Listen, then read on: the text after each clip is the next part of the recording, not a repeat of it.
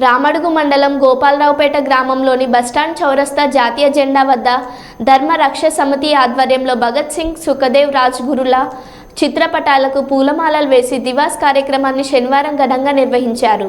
ఈ సందర్భంగా జిల్లా టోలీ మెంబర్ మాట్లాడుతూ బ్రిటిష్ వారికి వ్యతిరేకంగా పోరాడి స్వాతంత్ర ఉద్యమంలో క్రియాశీలక పాత్ర పోషించిన త్యాగాలను ఫలితమే మన భారత స్వాతంత్రం అని గుర్తు చేస్తూ వారికి నివాళులర్పించారు.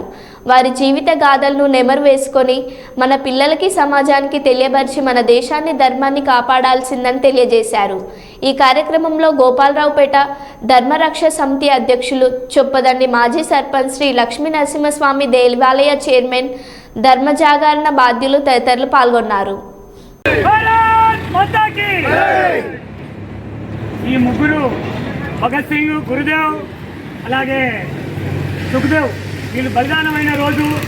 ఎందుకంటే వాళ్ళు చిన్న వయసులోనే బ్రిటిష్ వారికి అగ్నిస్ట్గా పోరాడి మన స్వాతంత్ర సమరయోధులను లాఠీలతో కొట్టి చంపినందుకు వీళ్ళు ఆ పోలీసు వారిని అటాక్ చేసి చంపడం జరిగింది. ఆ చంపిన కారణం బూసీగా చూసి వాళ్ళు ముగ్గురిని ఉరికంప ఎక్కించిన రోజు ఈరోజు. కావున వాళ్ళు చేసిన త్యాగానికి 23 ఏళ్లకే వాళ్ళ జీవితాన్ని మన దేశం కోసం అర్పించారు. కాబట్టి మనకున్న వయసులో మన పిల్లలకు మనం కొంత నేర్పించాలి. స్వాతంత్ర సమరయోధుల వీరగాథలు మన పిల్లలకు నేర్పించాలి. ఈ కాలంలో మన పిల్లకు మనం చెప్పలేకనే మన సమాజం చెడిపోతుంది.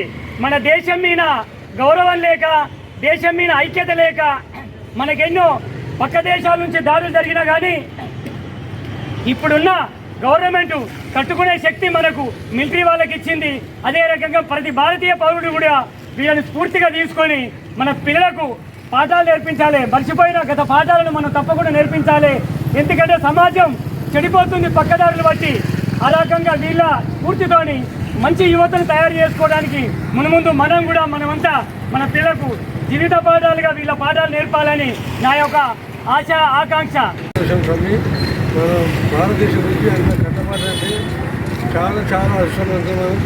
ఎందుకంటే ఇప్పుడు గ్రామం పిల్లగారు పిల్లగారు చెప్పుకోవాలి. మనం ఇటువంటి కార్యక్రమం పెట్టాలి.